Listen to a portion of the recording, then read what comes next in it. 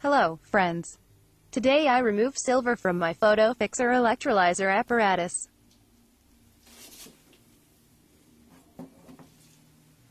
Magnetic pump drive chemical in a closed loop.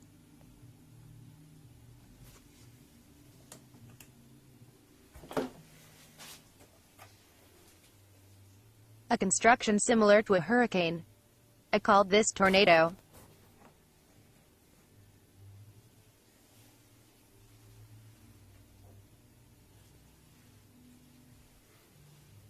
Anode and cathode made from stainless steel 316L. Voltage are different.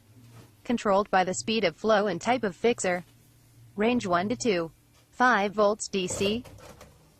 This is about 2 months of working results. Approximately 5 kilograms of 98% silver. And 2% silver sulfide. Please subscribe to my channel, friends. It is very important to save this channel.